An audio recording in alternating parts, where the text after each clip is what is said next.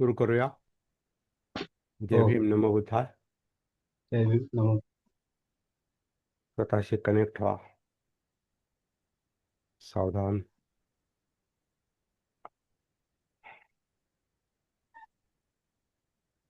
स्वतःशी कनेक्ट व्हायला आधी श्वासाचा आधार घेतला तरी चालू शकतो.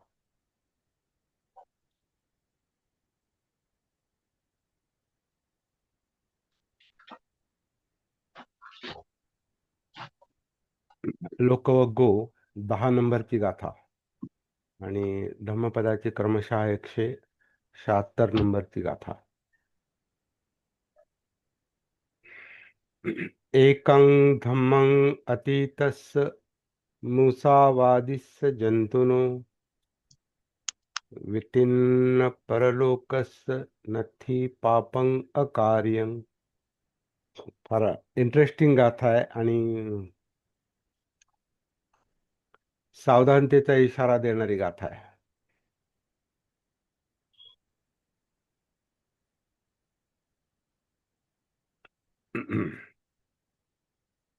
आणि इथं जो अनुवाद आपल्याला पाठवलाय तो तेवढा चुकीचा, तेवढा बरोबर नाही, म्हणजे चुकीचा आहे. एकं धम्मं अतीतस्य मुसावादिस्य जंतुनो. जंतुनो म्हणजे मनुष्य प्राणी. जंतू म्हणजे ऍक्च्युअली प्राणी, पण इथे मनुष्य प्राणी किंवा कुठलाही प्राणी, कारण प्राण्यामध्ये पण मुसावाद असतं. आता मुसा प्राणी बोलत नाहीत सगळे, परंतु मुसावादा खोटं बोलणं ती एक प्रवृत्ती आहे.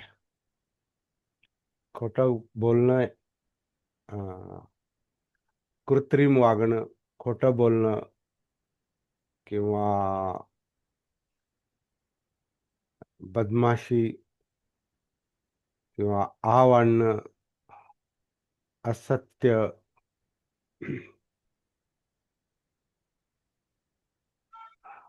कृत्रिमता, आणि ते तसं नाही, तसं जे नाही ते दाखवणं. तर मुसावादाची एक मानसिकता आहे, प्रवृत्ती आहे.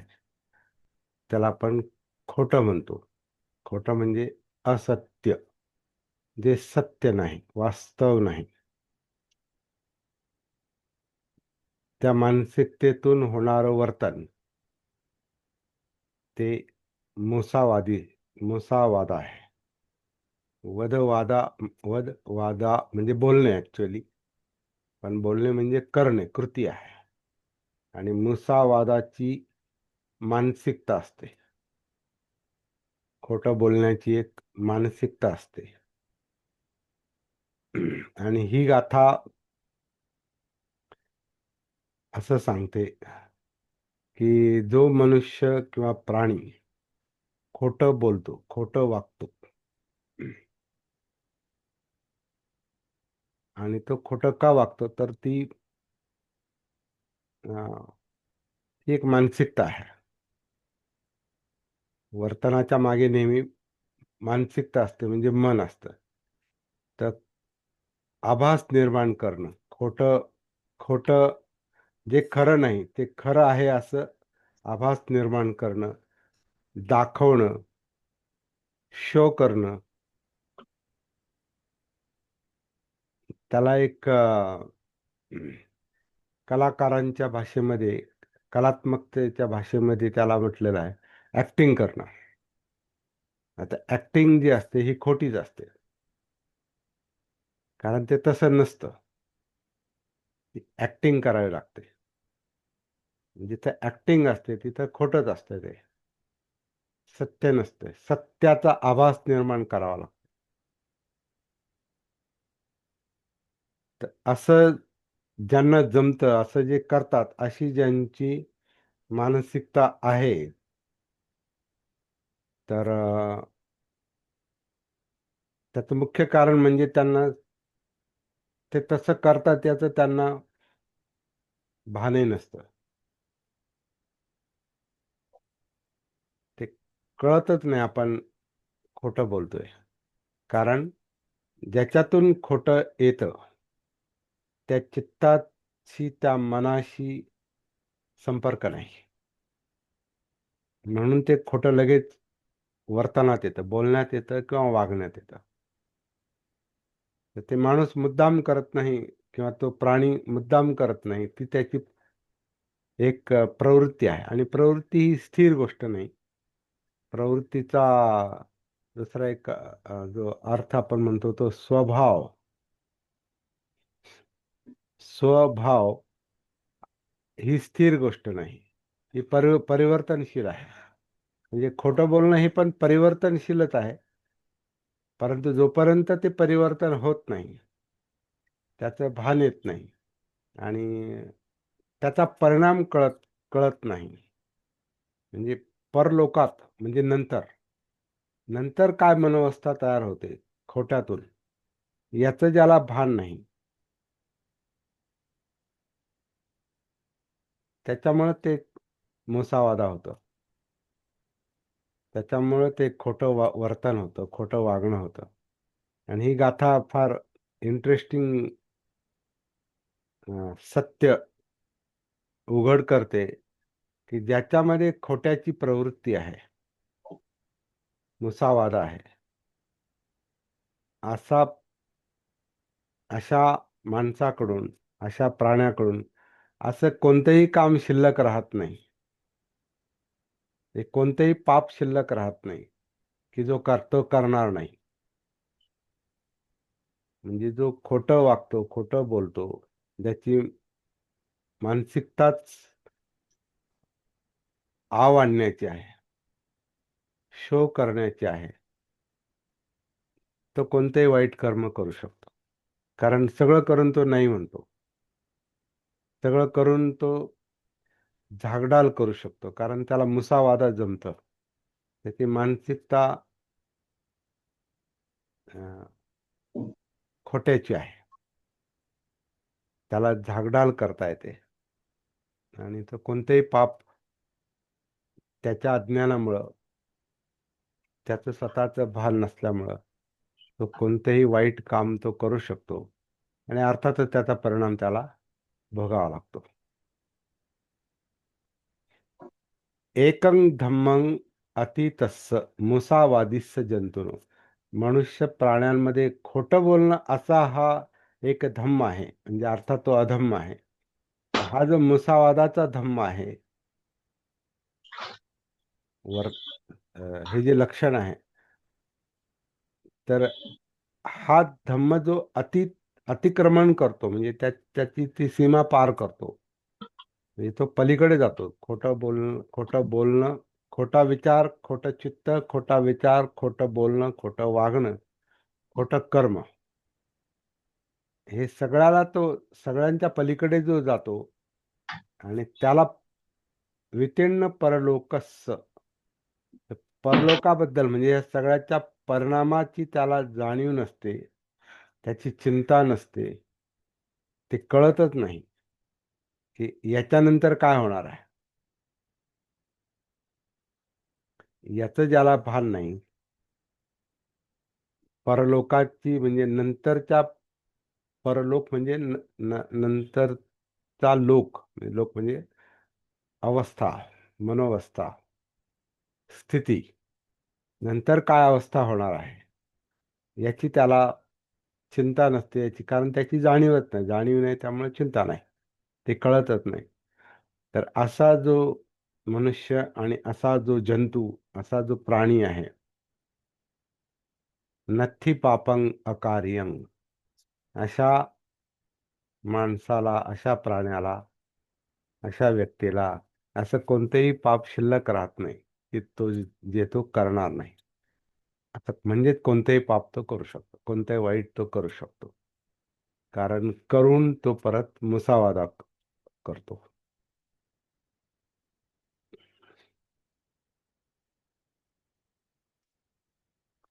तर ही जी मुसावादाची मानसिकता आहे, हा एक फार मोठा चिंतेचा आणि चिंतनाचा विषय आहे. कारण असत्य विचार, असत्य चित्त असत्य म- मन आणि त्याच्यातून असत्य वाणी आणि असत्य कर्म.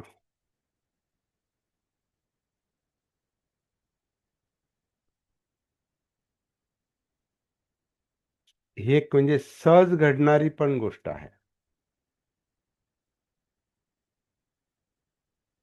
प्रत्येकाकडून म्हणजे जेव्हा त्याचं ते अं, त्याचं ते स्वरूप कळत नाही, मुसावादाचं, असत्य वर्तनाचं, असत्य चित्ताचं,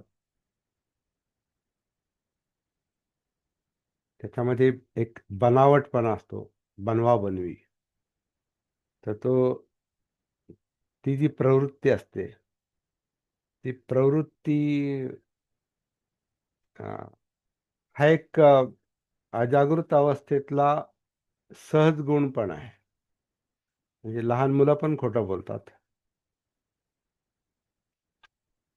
जोपर्यंत त्याला ते कळत नाही हे त्याचा काय परिणाम होतो, तो खोटंच बोलत राहतो. हम्म. ती सवय वाढत वाढत गेली तर जास्त खोटं बोलतो. आणि अगदी कधी कधी म्हातारपणापर्यंत ते लक्षात येत नाही की आपण खोटं वागत आलो, खोटं बोलत आलो, त्याचा परिणामही भोगत आलो, पण त्याची कधी जाणीवच झाली नाही. आणि तो एक मग अं, तो एक स्वभाव ही जरी स्थिर गोष्ट नसली तरी तो स्वभाव बनतो, जर त्याचं वेळीच भान आलं नाही तर.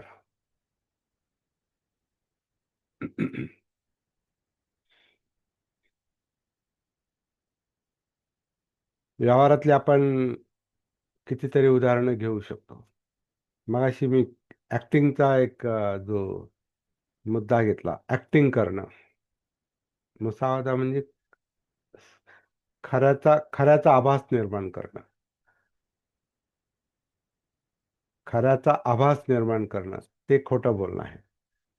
त्याच्यामध्ये ऍक्टिंग हा एक चांगलं उदाहरण आहे. ऍक्टिंगला म्हणजे अं, अभिनय, त्याला अभिनय जो शब्द आहे, तो अभिनय म्हणजे ते वास्तव नाही, तो अभिनय आहे. नय म्हणजे पुढे नेणे, अभि म्हणजे पुढे नेणे, पुढे पुढे दाखवणं, म्हणजे शो करणं. तसं ऍक्ट करणं, जसं ऍक्टिंग करणं, तसं नाही ते, पण तसं दाखवणं, अभिनय, पुढे तसं दाखवणं, अभिनय. तर अभिनयामध्ये खोटं वर्तन असतं. आणि बुद्धांनी याच तसं काय याला अनुमोदन दिलेलं नाही.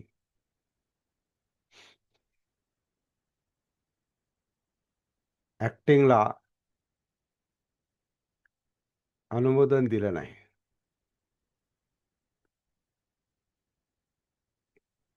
नच्च गीत वादितं, काय आहे ते शील काय आहे त्याचं, बाबूजी? नच्च गीत वादित, माला गंध विलेपण आणि अं, उच्च सेना महासेना मालागंध माला गंध विलेपण, विलेपन धारण मुंडन. विलेपण धारण. कारण हे माळ माळ घालणं, विलेपन काही लेप लावणं किंवा तसं ते कर्मकांड करणं, तर तर ऍक्टिंग मध्ये हे सगळं करावं लागतं ना. ऍक्टिंग मध्ये मेकअप असतो, पहिली गोष्ट मेकअप असतो. तसं कारण तशी ती भूमिका करावी लागते आणि ती खोटी असते. अं, थोडा वेळ माईक बंद करा जर पलीकडे गोंधळ असेल तर. ऍक्टिंगच्या बाबत आपण ऍक्टर लोकांचं जर पाहिलं ना, विशेषतः मोठाले ऍक्टर, म्हणजे सगळेच ऍक्टर, पण उदाहरण म्हणून आपण मोठ्या ऍक्टरचं घेतात, कारण छोट्या मोठ्या ऍक्टरांचं नंतर काय होतं हे सगळंच आपल्या समोर येत नाही, परंतु मोठाल्या ऍक्टरांचं उदाहरण आपण जर घेतलं तर 99.99% ऍक्टर लोकांचा शेवट हा वाईटच असतो. कुणी घ्या, कोणताही कलाकार घ्या ज्याने ऍक्टिंग केलेली आहे, कारण जे जे तसं नाही ते त्याने दाखवलेलं आहे, शो केलेला आहे, त्याचा शेवट हा वाईट असतो. कोणताही एक तुमच्या डोळ्यासमोर जर कोणता मोठा ऍक्टर असेल एखादा, तर आणा, कोणताही घ्या, मेहमूद घ्या, प्राण घ्या, किंवा काहींचं मानसिक संतुलन जातं, काही ऍक्टर लोकांचं मानसिक संतुलन जातं, काही नशेमध्ये जातात. कितीतरी गायक घ्या, गायनामध्ये पण ऍक्टिंग असते बरीचशी. गायक लोक तर बरेचसे गाणारे जे असतात हे तर खाणारे पिणारेच असतात, म्हणजे काहींना तर त्याच्याशिवाय जमत नाही. आणि काही काही कलाकार चांगले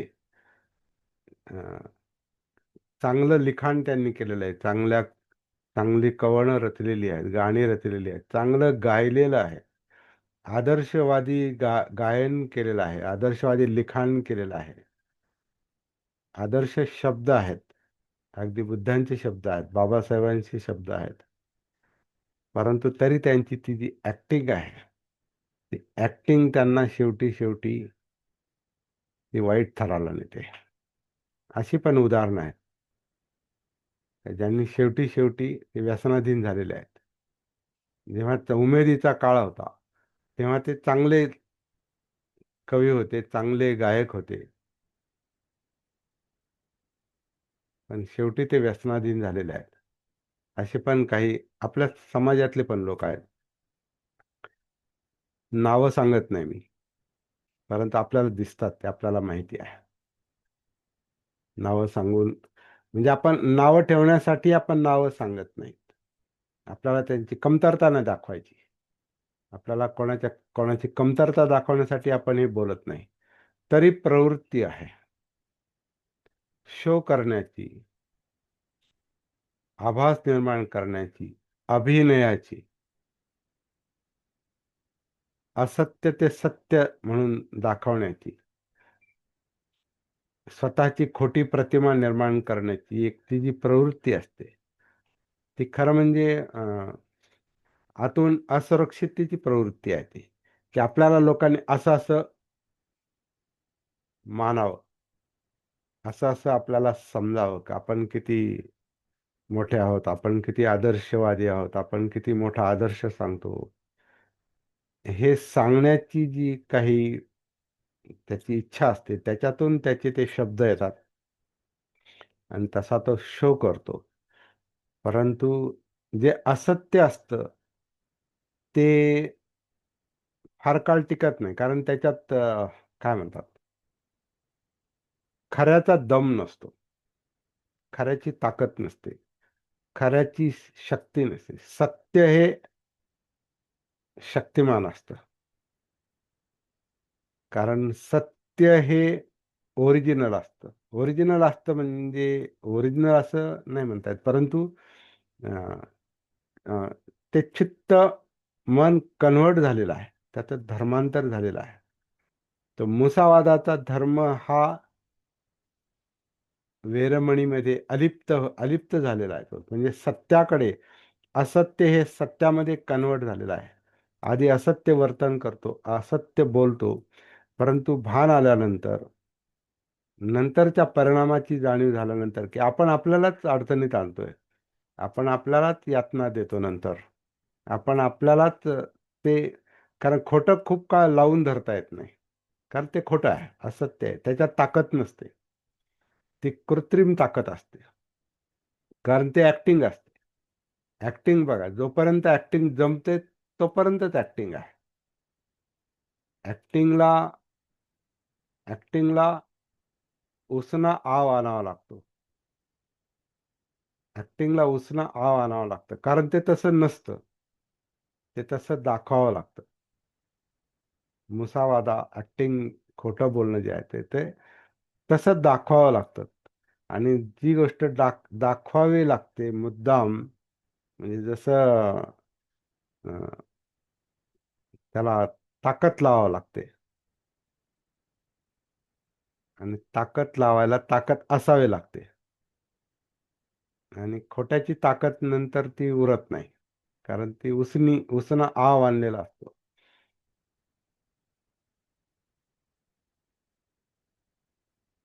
म्हणून काही काही कलाकारांना नंतर ऍक्टिंग जमत नाही, कारण ती उसनी ताकद मिळत नाही. मग काय होतं त्यांचं? ते नैराश्याच्या गर्तेमध्ये जातात,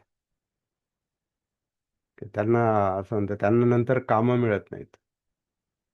कामं मिळत नाही, मग त्यांचं म्हणजे पुढचं साधी उपजीविका सुद्धा काही काही लोकांना महाग पडलेली आहे. साधं साधं जगणं सुद्धा काही मोठ्याला कलाकारांचं हे फार कठीण झालेलं आहे, फार वाईट अवस्था झालेली आहे. कितीतरी कलाकार असे आहेत, 99% कलाकार. म्हणजे आता तो एक माझा चांगला याचा म्हणजे अभ्यासाचा पण विषय असतो बऱ्याचदा, की आपल्या तारुण्यामध्ये आपण असे काही सिनेमे पाहिलेले आहेत, अशी काही नाटकं पाहिलेली आहेत, आणि असे काही कलाकार पाहिलेले आहेत, आणि काहींना आदर्श मानलेला आहे त्यावेळेला. कारण आता थोडंसं मला व्यक्तिगत पातळीवर तो कलेचा वारसा आहे. आमचे आजोबा पण जलसाकार होते, त्यांचे भाऊ पण जलसाकार होते. त्याच्या आधी काय असेल मला माहिती नाही. आमचे वडील पण जलसाकार होते, शिक्षक पण होते, पण जलसाकार होते.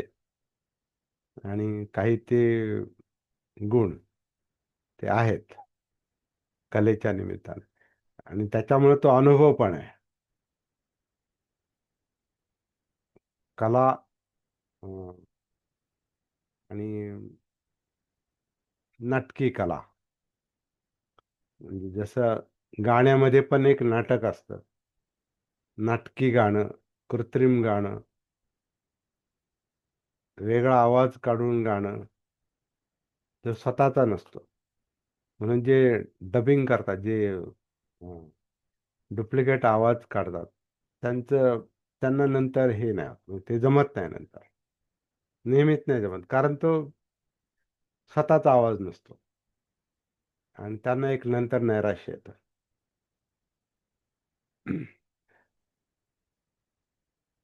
खूप मोठं नैराश्य येतं. आपण सतत युट्यूबवर जाऊन जर पाहिलं, जुने जुने प्रसिद्ध कलाकार असे जर घेतले, तर बघा बहुतेकांचा जो शेवट आहे तो अतिशय नैराश्यामध्ये असतो. तर याचं कारण काय? जेव्हा ते तसं काम चाललेलं असतं, तेव्हा याचा काय परिणाम होईल याचं त्यावेळेला भान नसतं. तेव्हा एकच उद्देश असतो, की एक तर मनोरंजन करणे, स्वतःचं मनोरंजन करणे किंवा इतरांचं मनोरंजन करणे, आणि धनप्राप्ती आणि प्रसिद्धी आणि पैसा मिळवणं. इतरांचं मनोरंजन करणं म्हणजे लोकांना जागं करण्याऐवजी, लोकांना सत्याची जाणीव करून देण्याऐवजी, लोकांना असत्यामध्ये रमवणं. म्हणजे आपण विशेषतः विनोदी कलाकार किंवा इतर कलाकार, पण विनोदीच नाही, पण विनोदी कलाकारांचं जरी आपण उदाहरण घेतलं, तर ते त्यांना सतत जमलं नाही, कारण ते कृत्रिम होतं.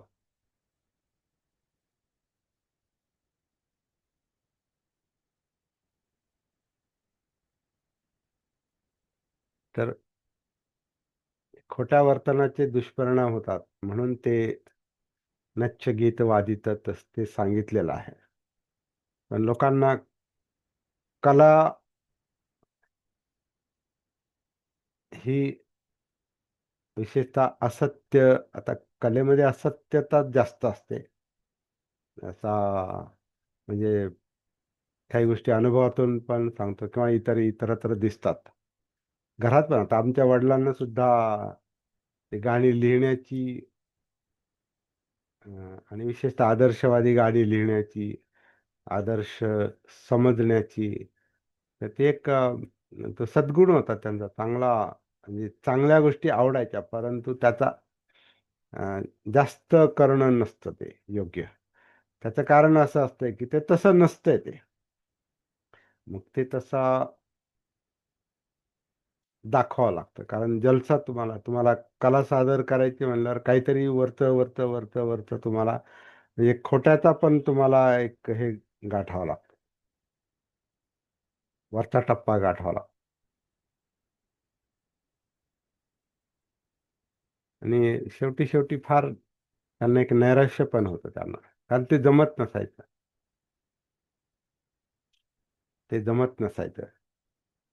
ती ताकद उरत नाही. कारण ती ओरिजिनल नसते ते. त्याला उसनी ताकद आणावी लागते. बरं, पुन्हा प्रकृतीचा पण त्याच्यातून मग प्रश्न निर्माण होतो. कारण त्या टेन्शनमुळे दुसरे आजार निर्माण होतात. वडिलांना पॅरालिसिस पण झाला होता.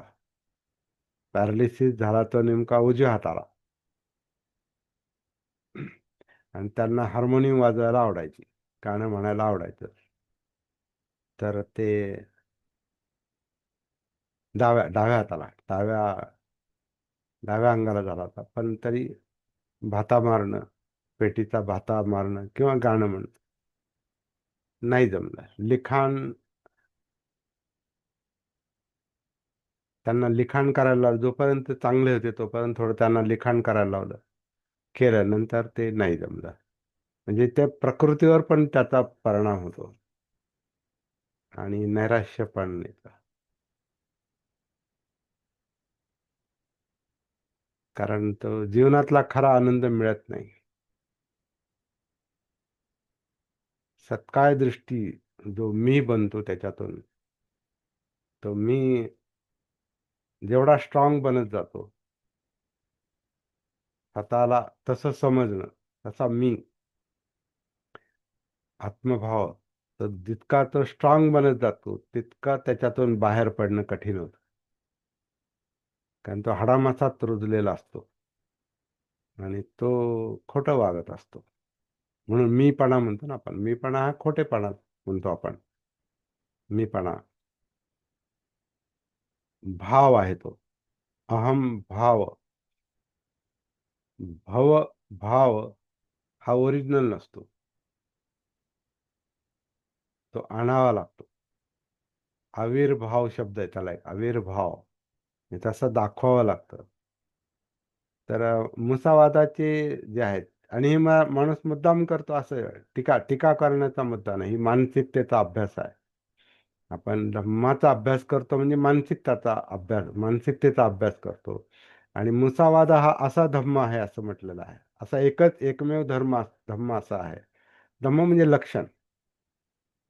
धम्म म्हणजे मानसिकता, मनोधम्म. मानसिकता ही मुसावादाची अशी मानसिकता आहे की त्याच्यातून अनेक वाईट वर्तन निर्माण होतात. कारण खोटंच आहे ते. ते खोटं म्हणजे एक खोटं, मग दोन खोटं, तीन खोटं, खोट्याला खोटं हे जोडतच जातो माणूस. मग तो छोटा स्वभाव मोठा स्वभाव बनतो. तो आधी आधी थोडंच असतं. त्याआधी जे आधी थोडं असतं ते वाढत वाढत, तो वेल वाढत वाढत तो सगळ्या व्यक्तिमत्वाला तो गुंडाळून टाकतो. आणि मग तो मी जो असतो तो इतका स्ट्रॉंग होतो की त्याच्यातून बाहेर पडणं नंतर फार कठीण होतं. आणि त्याचं एक स्वतःवर टेन्शन असतं. जो तसं वागतो त्याचं स्वतःवर त्याचं टेन्शन असतं, प्रेशर असतं. कारण तसं ते जमत नाही. मग तसा शो करायला जमत नाही. तशी प्रतिमा टिकून राहत नाही. तशी ॲक्टिंग करता येत नाही. किंवा सामान्य भाषेत सुद्धा तसं बोलता येत नाही. त्याला कलाकारच पाहिजे असं नाही.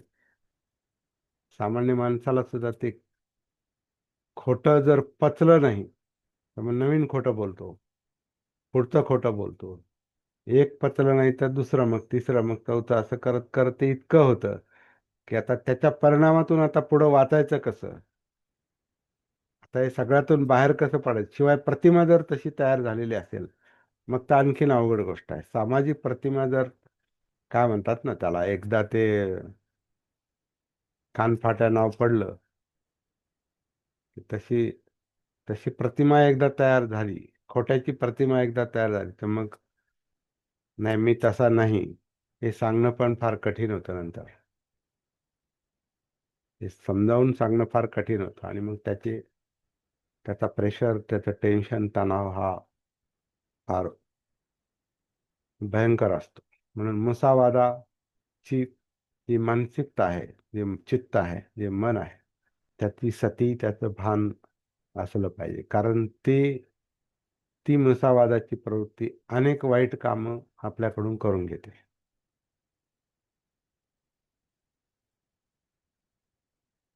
तो प्रमाद घडणं, ती चूक घडणं तेवढी मोठी गोष्ट नाही, परंतु त्याचं भान न येणं, ते न कळणं आणि ते वर्तन मग पुन्हा पुन्हा होणं आणि ते मग दृढ होणं, ते काय म्हणतात त्याच्यामध्ये तो निर्ढावला जातो. तो म्हणजे तो काय म्हणतात, निबर बनतो, निगरगठ्ठ. ते निर्ढावलं जाणं आणि ते जेवढं जास्त होतं तेवढं ते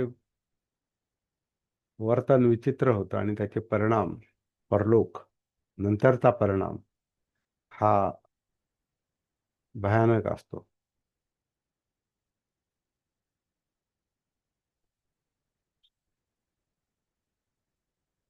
काही कलाकारांची आपण नावं घेऊ शकतो आणि विशेषतः जे पूर्वीचे प्रसिद्ध कलाकार आणि त्यांचा शेवट. आजकाल ते युट्यूबमुळं, याच्यामुळं ते तर आता उघडच होतंय सगळं की काय चाललंय, त्या लोकांचं काय चाललंय जर शोधलं आपण तर बघा, बहुतेक नैराश्याच्या गर्तेत असतात, निष्क्रिय झालेले असतात, समाजामध्ये मिसळत नाहीत. त्यांचं व्यक्तिगत जीवन, त्यांचं कौटुंबिक जीवन एकदम रसातळाला गेलेलं असतं. व्यावहारिक जीवन रसातळाला गेलेलं असतं. काहींना औषध पाण्याला पैसे शिल्लक राहत नाहीत. शेवटी नशेच्या आहारी पण काही लोक गेलेले असतात.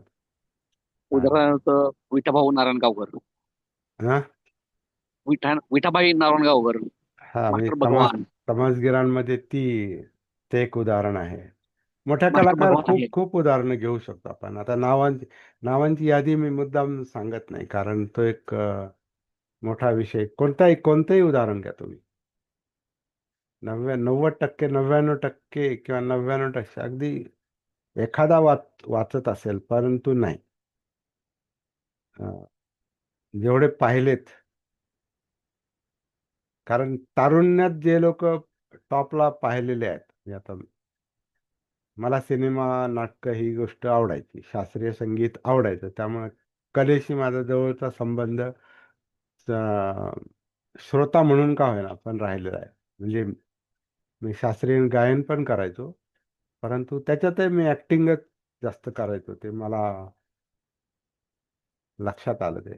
आणि मला ते कानाचा प्रॉब्लेम झाल्यामुळं ते एक निसर्गाची ती एक शिक्षा पण आहे आणि त्याच्यात ती मी आनंदानं स्वीकारलेली आहे. मला त्याचं काही वाईट वाटत नाही, कारण तो जो शो आहे, तो आविर्भाव जो आहे, ते खोटं गाणं किंवा ते चांगलं आहे, ते लोकांना प्रभावित करतं ते, परंतु आपल्याला समाधान नाही देत ते. आपल्यामध्ये एक प्रकारची अपराधाची भावना पण निर्माण होते आपल्यामध्ये. अं, ते जेव्हा जमत नाही आपल्याला तसं, तेव्हा आपल्यामध्ये एक न्यूनगंड पण तयार होतो, एक खचून जातो.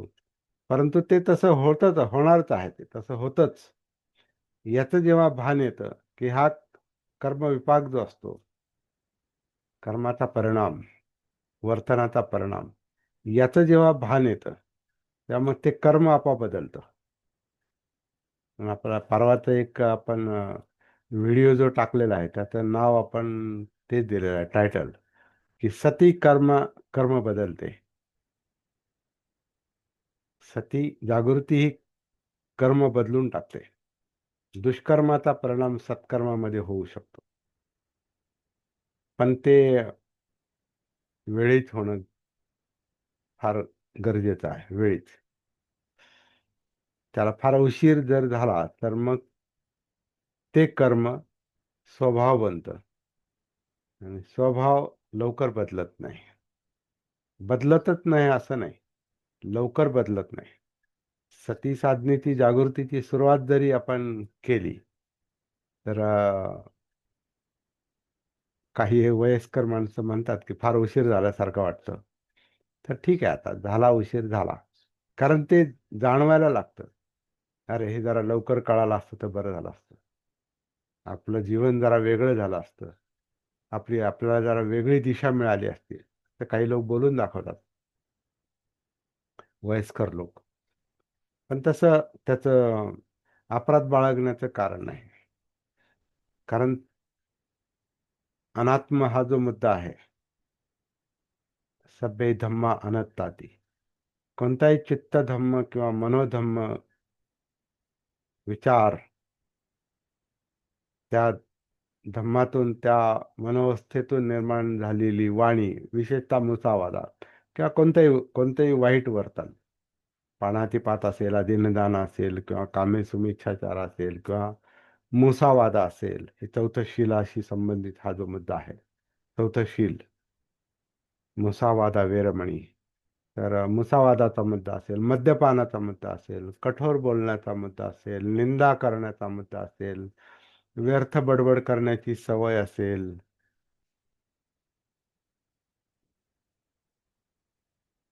अं, वृक्षपणा, डाऊटफुल नेचर, म्हणजे न्यूनगंड, आणि म्हणजे कमीपणाची भावना, किंवा डाऊटफुल म्हणजे ज्याला आपण सतत अनिश्चितता असते, म्हणजे संशयन पाहणं आहे. स्वतःकडे संशयाने पाहणे, स्वतःकडे म्हणजे अ, निश्चित आपल्याला अ, काय म्हणतात ना, स्टँड घेता येत नाही. म्हणजे हे करू का ते करू, मला हे जमेल का ते जमेल, हे करू, इकडे जाऊ की तिकडे जाऊ, ही जी विचिकिच्छा असते, हा जो संशय असतो, हा जो डाऊट असतो, ही अनिश्चितता असते, त्याच्यामध्ये तो माणूस काहीच नेमकं करत नाही, नेमकं करता येत नाही, निश्चित असं काहीच घडत नाही. कधी हे करतो, कधी तो करतो. आणि काही लोक तर चौकात उभे असल्यासारखे, ते इकडे जाऊ की तिकडे जाऊ, असा त्यांच्यामध्ये त्यांची अवस्था होते. तर ह्याचं आपल्याला वेळीच भान आलं तर मग आपल्याला स्वतःला सावरता येतं, आणि मग परलोक म्हणजे पुढचा परिणाम जो आहे, त्या परिणामातून आपल्याला स्वतःला वाचवता येतं. त्याच्यात हा जो मुसावादाचा मुद्दा आहे, हा जरा जास्तच भयंकर आहे. कारण त्याच्यात असं म्हटलेलं आहे, मुसावादा हा असा धम्म आहे, म्हणजे अधम्म आहे. मुसावादा हा असा धम्म आहे की त्याच्यातून कितीतरी अधम्म तयार होतात. एक खोटं अनेक खोट्यांचं कारण बनतं. म्हणून सती भान आलं की आपल्याला कळतं की नाही, नाही करायचं. त्या एक वेळेला ते नुकसान परवडत असतं, परंतु नंतरचे दुष्परिणाम हे फार जीवघेणे ठरू शकतात. म्हणजे सगळं प्रकृती जाते, सगळी मानसिकता खराब होते, सामाजिक प्रतिमा पण खराब होते, लोक पण कंटाळतात, म्हणजे सामाजिक प्रतिमा पण खराब होते. अं, आणि अशा माणसांना शेवटी उपयोगी पडणारे किंवा सेवा देणारे पण मग कमी मिळतात.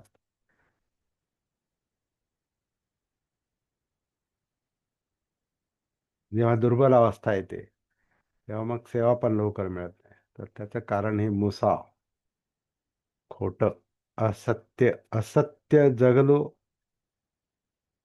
असत्याला धरूनच जगलो, तर मग त्याचे परिणाम ते जे भयंकर असतात ते आपण आधी आपल्याला ते कळत नाही. त्याच्यामुळे आपण, कारण सावधानता नाही, जागृती नाही, भान नाही, त्याच्यामुळे आधी कळत नाही. आधी कळव नाही तर नाही करू, परिणाम चुकत नाहीत. दुःखमुक्तीचा विषय आहे. बुद्धांचा विषय, धम्माचा विषय दुःखमुक्तीचा आहे. आणि हे दुःख आहे, मुसावादाचं दुःख आहे, मुसावादाच्या परिणामाचं दुःख आहे. ते करताना कधी कधी फार गोड वाटतं, फार अभिमानी वाटतो, का मी कसं बनवलं, कसं कसं बनवलं हे लोकांना, कशी दिशाभूल केली, कसं काम साधून घेतलं, कशी वाट लावली. हे करताना फार चांगलं वाटतं. त्याचा विपाक, त्याचा परिणाम हा डेंजर असतो, भयंकर असतो. याचं ज्वलंत उदाहरण म्हणजे सगळे सगळे राजकारणी सगळे. हा, याचं ज्वलंत उदाहरण म्हणजे सगळे राजकारणी. राजकारणी आहात, कलाकार आहेत, सामान्य लोक पण आहेत.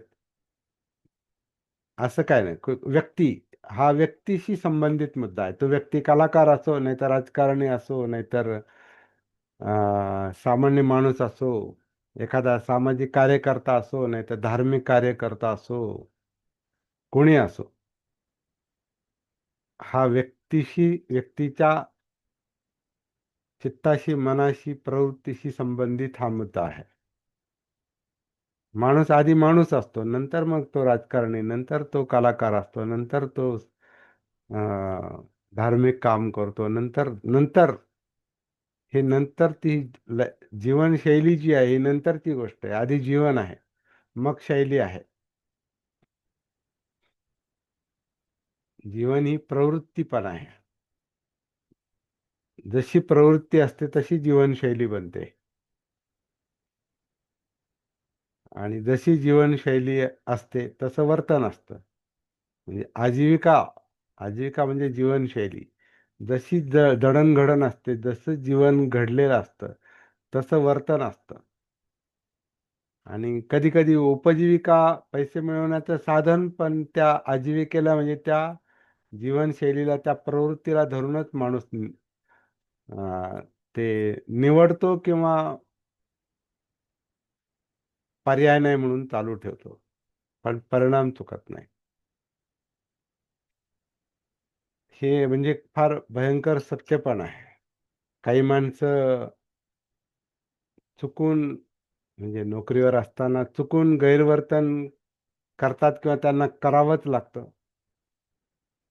माझा एक चांगला मित्र, शाळेतला मित्र, तो म्हणजे बरेच वर्ष, म्हणजे तो मरेपर्यंत तो बोलत होता तो माझ्याशी, म्हणजे संबंध टिकून होते.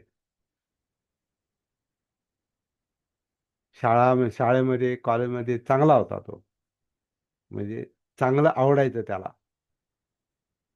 आणि तो कधी कधी मस्करीने म्हणायचा, मला ही ही पोलिसातली नोकरी मी कधीच करणार नाही. पण तो पोलीसच झाला, PSI झाला, ASI झाला होता. आणि तो मला मनातलं सांगायचा, म्हणे भास्कर, मला जे करायला कधी आवडलं नाही तेच करावं लागतं, म्हणे तेच होतंय. शेवटी अटॅकने गेला तो.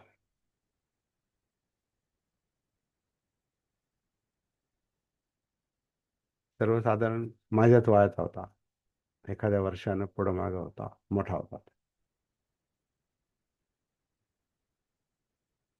असं असतंय ते.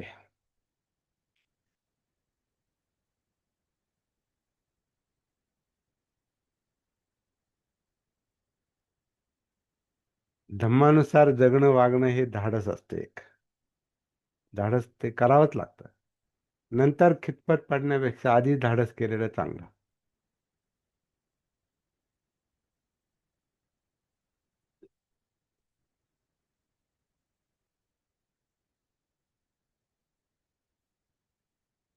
परिणामाचं भान आधीच आलं पाहिजे.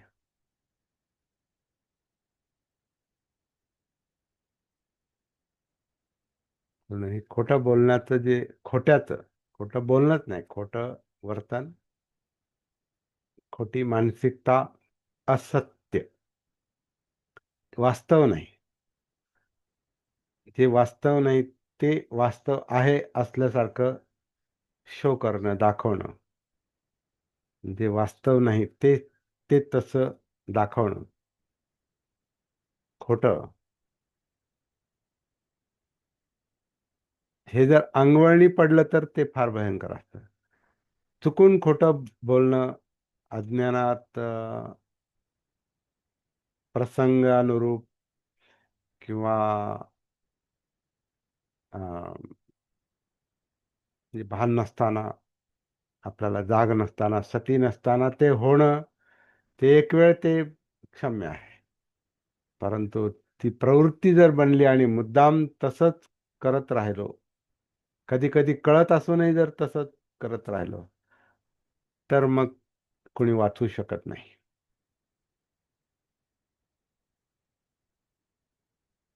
कारण त्याच्यातून बाकीची दुर्वर्तनं घडतात. एक खोटं असेल तर मग खोटं सगळं. मग खोटा पैसा, खोटी प्रतिष्ठा, खोटं नाव, खोटं वर्तन, खोटं काम, खोटी उपजीविका, खोटी आजीविका, खोटा विश्वास. कारण त्याच्यावर विश्वास राहत नाही. खोट्यावर कोणी विश्वास ठेवत नाही. म्हणजे कधी विश्वासू मित्र पण मिळत नाही. कायम लोक आपल्याकडे शंकेनं पाहतात, तसं वर्तन असेल तर. आपल्यावर कोणी असं आपल्याकडे कोणी आदरानं पाहत नाही. आणि मग नैराश्य येतं. मग कदाचित मद्यपान येईल, स्वतःला मग लपवणं, आणि कधी कधी स्वतःला संपवणं. असे ते एक क्रमाक्रमानं परिणाम घडत जातात. हे वास्तव बुद्धाने उघड करून, बुद्धांनी कधी खरं सांगायला त्यांनी कधी हे नाही केलं. म्हणजे असं अडून लपून असं काय नाही, थेट डायरेक्ट. मुसावादा जो करतो तो कोणतेही वाईट कर्म करू शकतो, असं सरळ सरळ सांगितलं. नाही नाही, तसं करू नये, असं तसं मोघम भाषा कधीच नव्हती, बुद्धांची नव्हती आणि बाबासाहेबांची पण अजिबात नव्हती. म्हणून थेट भाषा असायची. ती आक्रमक असायची, पण ते सत्य असायचं. ते सत्य कधी कधी त्यावेळेला त्यांच्या हयातीत बऱ्याच लोकांना ते आवडलं नाही, पण आज आपण पाहतो त्याचं समर्थन करतात लोक. आज ती गोष्ट स्वीकारतात, शत्रू पण स्वीकारतात. अनुयायी सगळे स्वीकारतात असं नाही, परंतु ते परिवर्तन अटळ आहे. ते होणार पुढे. कारण ही भाषा, सत्याची भाषा जी असते ना, ही कठोरच असते. बऱ्याचदा कठोर याच्यासाठी असते की ती थोडं सवयींना आणि स्वभावाला एक आव्हान देते, गैरवर्तनाला आव्हान देते. असत्याला सत्य हे आव्हान देत असतं नेहमी. म्हणून सत्य कधी प्रिय नसतं. सत्य हे अप्रियच असतं. सत्य कठोर असतं म्हणतात ना, कठोर असतं ते.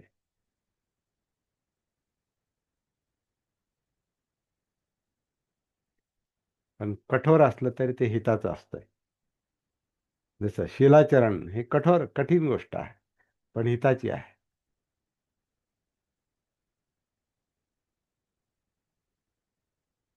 धम्म हा कठोरच आहे.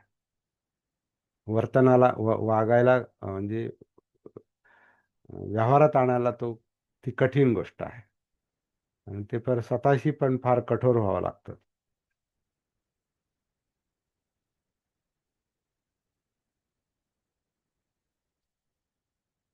मैंने एक बार तय किया कि फिर मैं अपने आप की नहीं सुनता, तो एक सिनेमातला जो डायलॉग आहे तो फार महत्वाचा आहे.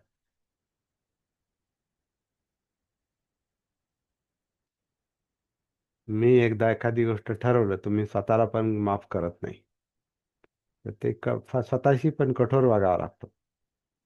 स्वतःचं पण मी ऐकत नाही म्हणतो,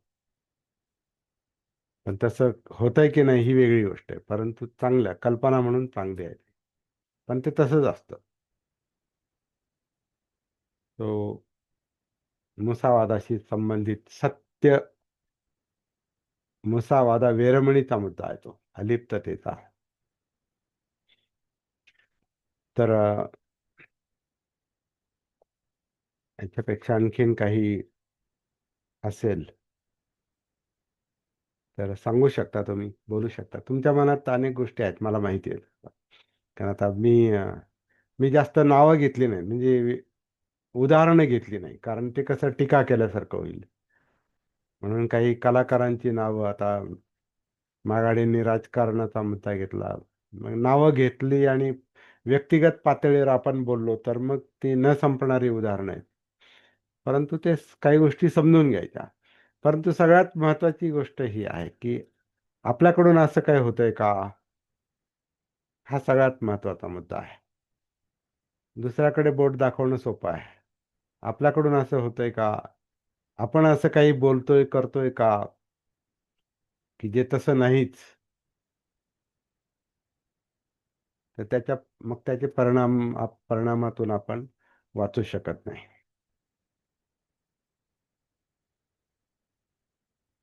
आता हा सतीचा मुद्दा सुद्धा तसाच आहे. जेवढं समजलं तेवढं तेवढं सांगितलेलं बरं, म्हणून मी तर त्याच्यावर त्या लिखाणापासून पण मी सावध राहतो थोडंसं. मी बोललोय काही मित्रांना, याच्यावर काही प्रॅक्टिकल लिखाण करायची इच्छा आहे, परंतु कधी कधी मला असं वाटतं की वाढवून चढवून लिहिण्याचा प्रमाद, चूक, म्हणजे ते मुसावादा, ते आपल्याकडून होऊ नये याची थोडीशी काळजी घेतली पाहिजे असं मला वाटतं. कारण ते कसं आहे की एकदा लिखित झालं की त्याला परत चेंज करता येत नाही. म्हणून उशीर झाला तरी चालेल, पण नाही लिहिणं झालं तरी काही फरक नाही पडणार. नाहीतरी प्रॅक्टिकल गोष्टी ज्या आहेत ना, व्यावहारिक गोष्टी, या सगळ्यात लिहून होत नाहीत. सगळं सांगणं कठीणच असतंय, ते समजून घ्यायचं असतंय. संकेत, ही भाषा संकेतांची असते.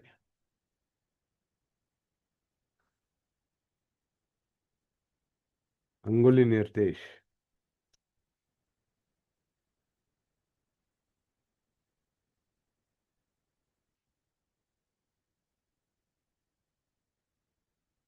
आणि काही चुकून अतिरेक जर झाला बोलण्यात, सांगण्यात, जे नाही ते वाढून चढून सांगण्यात, तो जर अतिरेक झाला, प्रमाद झाला, तर मग परिणाम भोगावा लागतो. आणि परिणामापासून सावध राहिलं पाहिजे. हे पथ्य आपण पण पाळलं पाहिजे, म्हणजे मी पण पाळतो.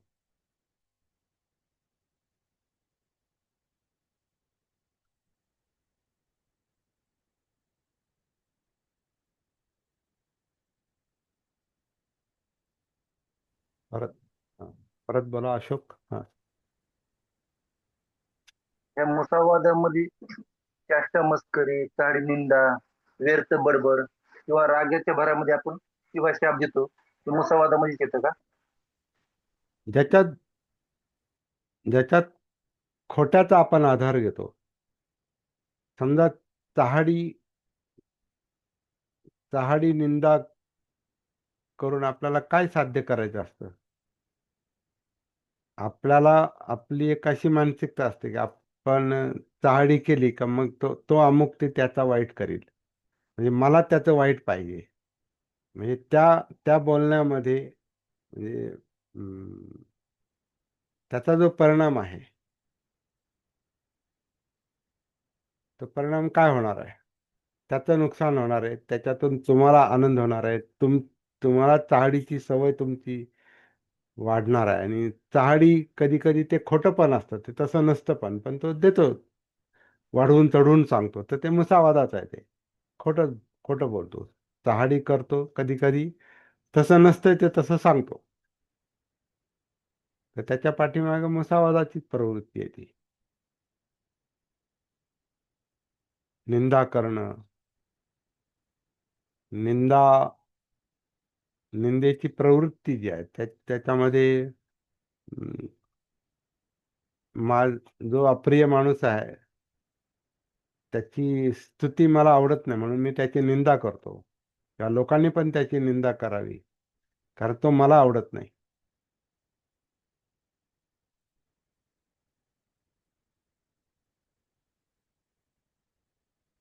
त्या वर्तनाच्या पाठीमागची जी मनोवृत्ती, प्रवृत्ती, जे चित्त आहे, जे मन आहे, तिथपर्यंत आपल्याला जाता आलं पाहिजे.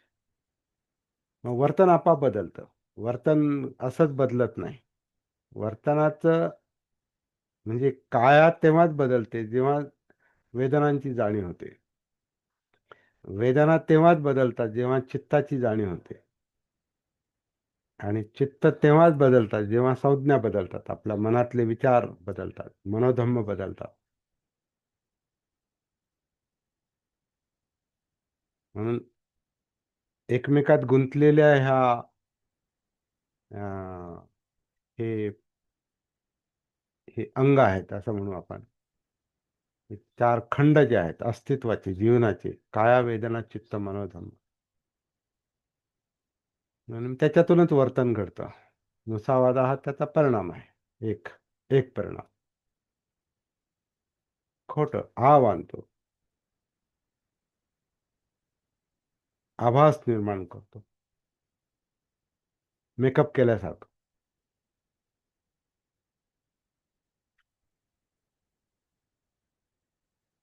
मेकअप मध्ये चेहरा तसा नसतो, तो तसा बनवला जातो. ही आजच्या याच्यामध्ये नेहमीच पाहायला मिळणारी गोष्ट आहे. ठीक आहे, काही गोष्टी आपण समजा घाम येतोय आणि तेलकट चेहरा दिसतोय, आता मी पावडर लावून असतो, समोर असतो, कारण या प्रकाशामध्ये चमकतं ते, आणि चमकल्यानंतर पाहणाऱ्याला ते एक पहिली जी ग्रहणशीलता असते, रिसेप्टिव्ह, कारण माणसं कृत्रिम गोष्टीला जास्त महत्त्व देतात. म्हणून असं म्हणजे फार मोठं हे नाही, परंतु ते तसं करावं लागतं. फार मोठं त्याच्यातून साध्य होत नाही, कारण लोक काय नेहमी आपलं चेहरा पाहण्यासाठी नसतात बसलेले. आपण धम्मचर्चा करतो, धम्म ऐकतात लोक. कधी कधी बाकीचं काहीच नाही, कारण याच्याशी संबंधित, कानाशी संबंधित तो विषय आहे. काही लोक मी तर म्हणतो डोळे बंद करून ऐकत असतील, चांगली गोष्ट आहे, कारण ते धम्माचं जे चिंतन आहे, हे जे धम्माचे जे शब्द आहेत ते आपल्याला प्रेरणा देतात, चेहरा नाही.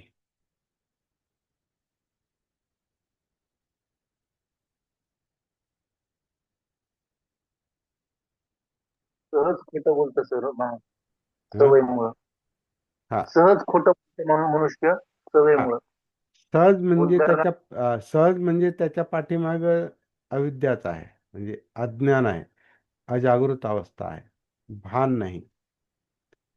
बोलताना बोलण्याच्या मागची जी मानसिकता आहे त्याच्याशी आपलं कनेक्शन नाही. कारण बरोबर आहे. बोलणं स्वतंत्र गोष्ट नाही, वाणी ही स्वतंत्र गोष्ट नाही. वाणीशी मेंदू कनेक्टेड आहे, कारण ते वायरिंग इथून आहे, मेंदूतून आणि चित्तातून. चित्त म्हणजे सगळ्या अंगात असलेले भिनलेली ती इमोशन्स, त्या भावना. कारण मेंदूचं कनेक्शन सगळ्या शरीराशी आहे. त्याच्यामुळे सगळीकडचा परिणाम मेंदूवर आहे, किंवा मेंदूचा परिणाम सगळ्यावर आहे. आणि मेंदू म्हणजे मनोधम्म आहे, ब्रेन. परंतु तो स्वतंत्र नाही, त्याचं सगळीकडे ते जाळं पसरलेलं आहे. मज्जासंस्थांचं जे जाळं आहे, ज्याला आपण जिवंतपणा म्हणतो, त्या मज्जासंस्थेचं जाणीवांचं जाळं जिथं जिथं आहे, जाणीवा, तिथं तिथं चित्त आहे. म्हणून भय निर्माण झाला की अंगाला घाम फुटतो. खूप घाबरला तर तोतरी वळते, बोबडी वळते, थरथर काप होतो सगळ्या अंगाचा. म्हणजे सगळ्या अंगात भय आहे, त्याचा परिणाम आहे. सगळीकडे घाम फुटतो, म्हणजे सगळीकडे त्या ग्रंथींवर त्याचा परिणाम होतो. घर्मग्रंथी जे काय घामाच्या ज्या ग्रंथी आहेत त्याच्यावर त्याचा परिणाम होतो आणि घाम फुटतो. घाबरला तर, भय असेल तर, याचा अर्थ चित्त सगळीकडे आहे. त्याला धरून विचार प्रक्रिया जरी ते लिमिटेड वाटत असले, लिमिटेड एरियामध्ये म्हणजे आपल्या डोक्यातच वाटत असले तरी आता एक परवा एक व्हिडिओ पाहिला मी. त्यामुळे आपला मेंदू पोटात पण असतो.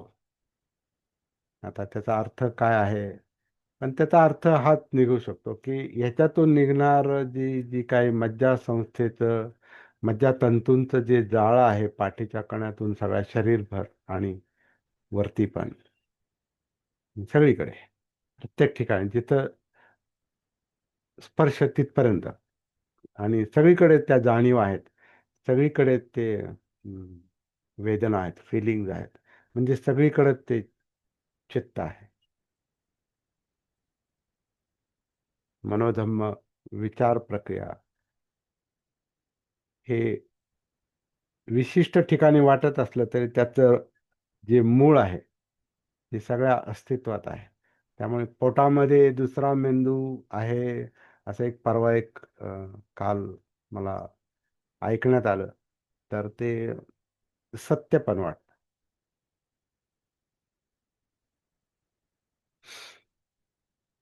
कारण ते एक हे पण आहे ना, कशासाठी? पोटासाठी किंवा अन्नासाठी 10 दिशा. म्हणजे पोट सगळं काही विचार करायला भाग पाडतं. भूक विचार करायला भाग पाडते, तहान विचार करायला भाग पाडते.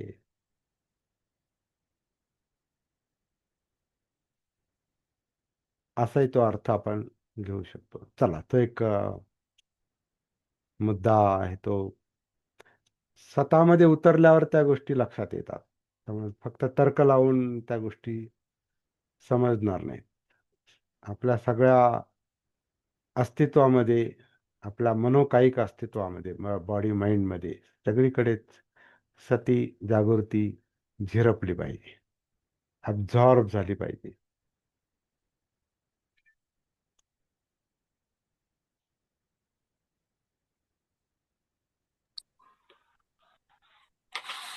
दररोज सकाळी परत बोला. हा, मी सकाळी दररोज जाग आल्याबरोबर उठलो की सती साधण्यासाठी एक 5 मिनिट बसतो, 5 ते 10 मिनिट उठल्याबरोबर. उठल्याबरोबर ते काय? आज म्हणजे सतीचा सराव करतोय 5 ते 10 मिनिट. हा हा पण ते आज काय झालं, उठलून बसलो पण ते सती नव्हतीच. वेगळाच मुद्दा डोक्यात आला. जीवन हे गतिशील आहे, हा चित्त चंचल आहे. सतीमुळे चित्त चंचलता कमी येते चित्ताची. तशी आता तुम्ही सतीमुळे कर्म बदलतं म्हटलं बघा, तसं मग ही जीवनाची गती सतीमुळे कमी होते का? हो, अतिरिक्त गती कमी होते ना. अतिरिक्त गती, निष्क्रियता येऊ शकत नाही. कारण निष्क्रियता म्हणजे जीवन संपलं. सक्रियता राहणारच आहे. जिवंतपणा म्हणजे सक्रिय, कारण क्रिया घडतात म्हणून तर जिवंतपणा आहे असं आपण म्हणतो. हालचाली आहेत, मुवमेंट असणारच आहेत, सक्रियता असणारच आहे, झोपेत पण असणार आहे ती. त्यामुळं सतीमुळं अतिरिक्त सक्रियता ही कमी होणार. कारण अतिरिक्त सक्रियता ही तणाव निर्माण करते.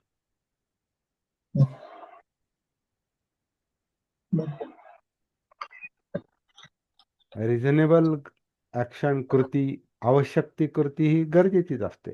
म्हणजे इच्छा, तृष्ण हा प्रॉब्लेम आहे, इच्छा हा प्रॉब्लेम नाही. आणि तृष्ण म्हणजे अतिरिक्त इच्छा आहे. अतिरिक्त लाभ हा प्रॉब्लेम नाही, लोभ हा प्रॉब्लेम आहे. थोडीशी नावड किंवा चीड ही आपण समजू शकतो की एखादी गोष्ट नाही, वेरमणी म्हणजे नाहीच म्हणतोय ना आपण त्याला, नाही करणार तसं मी, तर ते आपण समजू शकतो. परंतु त्याच्याविषयीची घृणा नाही पाहिजे, त्याच्याविषयीचा द्वेष, अतिरिक्त चीड नाही पाहिजे.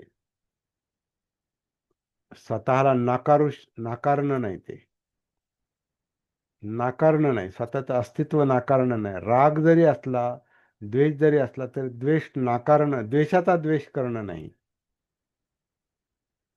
द्वेषाला समजून घेणं आहे. मुसावादा जसा आता आपला हा मुद्दा आहे, तर मुसावादाचा द्वेष नाही, मुसावादा जर आपल्याकडून होत असेल तर ते समजून घेणं आहे, स्वीकारणं आहे पहिलं. आहे असं असं मला एक सवय आहे जास्त सांगण्याची, अतिरिक्त बोलण्याची. मग तिथं थोडा माणूस आपोआप स्वीकारतो आणि शांत होतो. मग ते रूपांतर होतं, मग ते कर्म बदलायला सुरुवात होते. कारण ते तसं राहत नाही नंतर, कारण ते परिणामाची त्याला परिणाम जाणो नाही तर नाही जाणो, हे मुसावाद आहे, अकुशल कर्म आहे, वाईट कर्म आहे, पाप कर्म आहे, ते आपल्याला समाधान देत नाही. आपल्याला पण कुठे समाधान देतं खोटं बोलणं, आपल्यालाच अपराधाची भावना निर्माण होतो, रुखरुख लागते मनामध्ये. अरे असं नव्हतं बोलायला पाहिजे, मी खोटं बोललो, मी खोटं बोललो, हे सगळ्यात आधी आपल्या स्वतःलाच कळतं. दुसऱ्याला कळो नाही तर नाही कळो, आपल्याला तर कळतं ना. म्हणजे आपल्याला आपल्याला पहिला परिणाम, दुष्परिणाम आपल्यावरच होणार होतो. पण ते जर कळालं आणि स्वीकारलं, ती वेदनानुसती असेल, ते जर कळालं आणि त्याची प्रवृत्ती, ते चित्त जर समजलं, त्याला धरून चालणारे विचार जर समजले, त्याचं भान असेल, तर मग आपलं कर्म बदलायला सुरुवात होते, कृती बदलायला सुरुवात होते.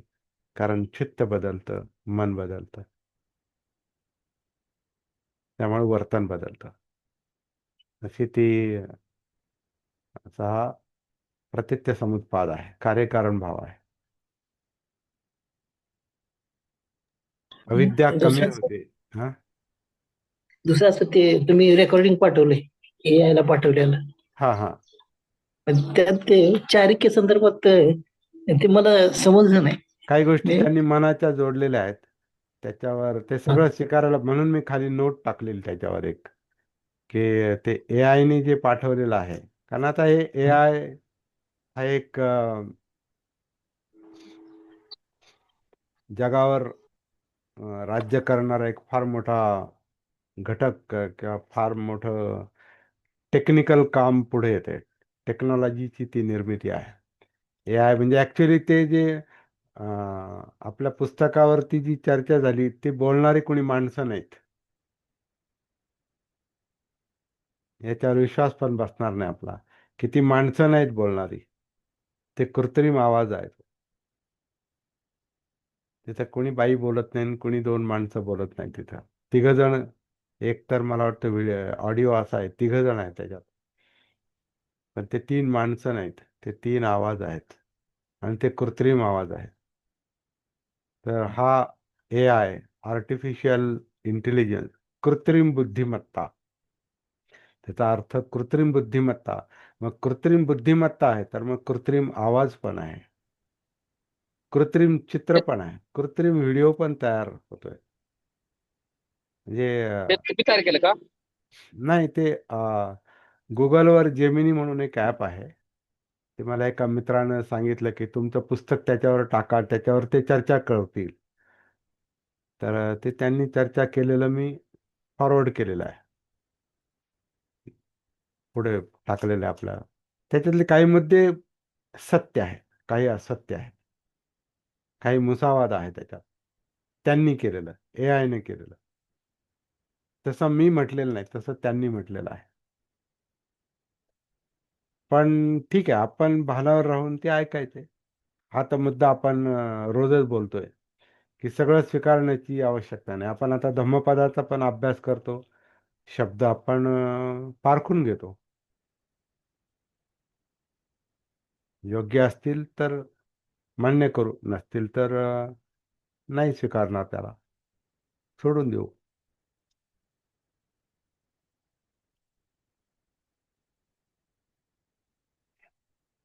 पण एआयचं एक जगावर आक्रमण पण आहे सध्या. त्याच्यातून खूप फायदे पण आहेत खूप, पण तोटे पण खूप आहेत.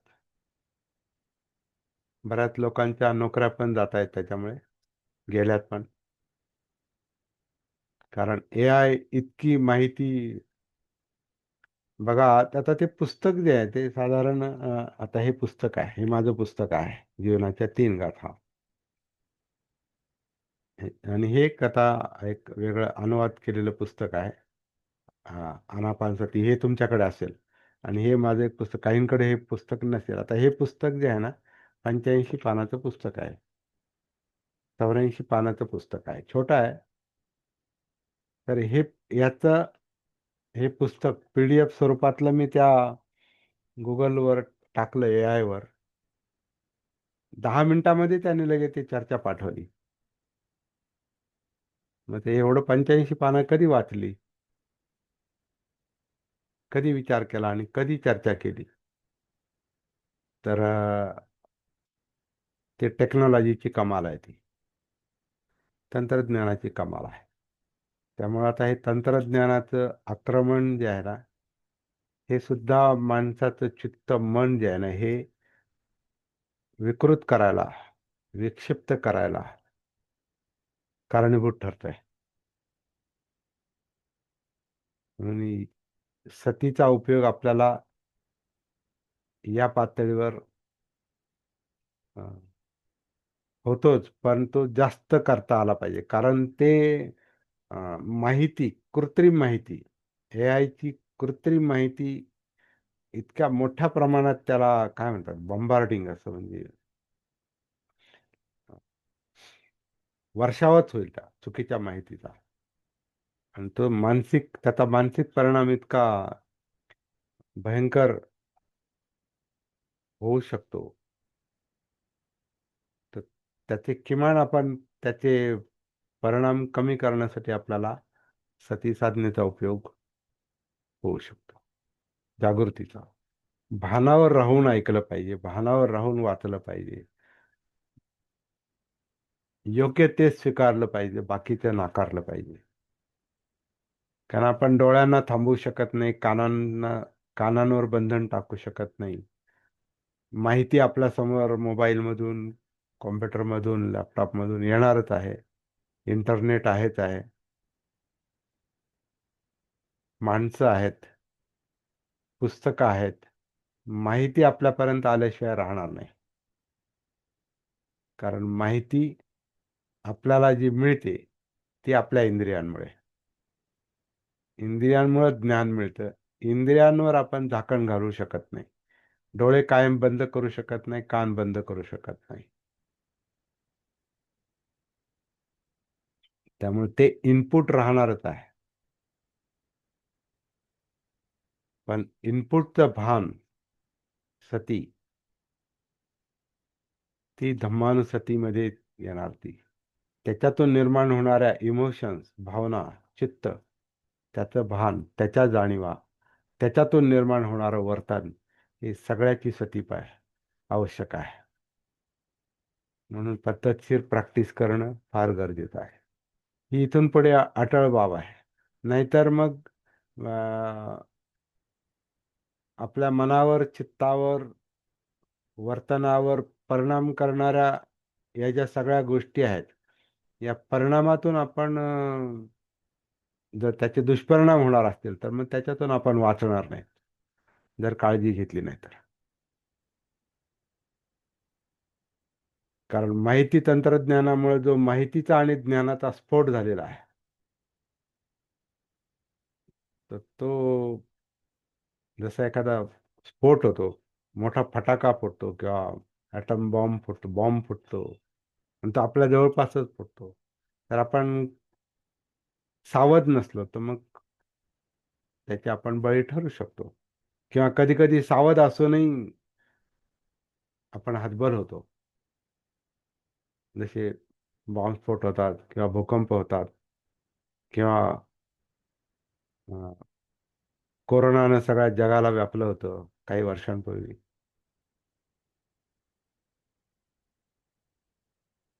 तर कधी कधी आपण काही करू शकत नाही त्याला, पण किमान जेवढं आपल्या हातात आहे ती गोष्ट ह्या सतीनं जागृतीनं भानावर येऊन आपण सावधानता तरी किमान बाळगू शकतो. मृत्यूला आपण वाचवू शकत नाही, परंतु जगणं व्यवस्थित होऊ शकतं.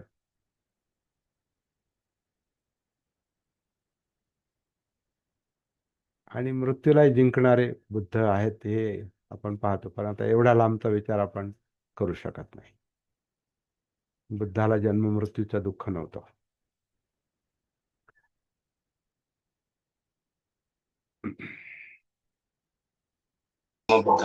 जय भीम नमो बुद्धाय. जय जय भीम. भीम नमो बुद्धाय. जय भीम नमो बुद्धाय सर.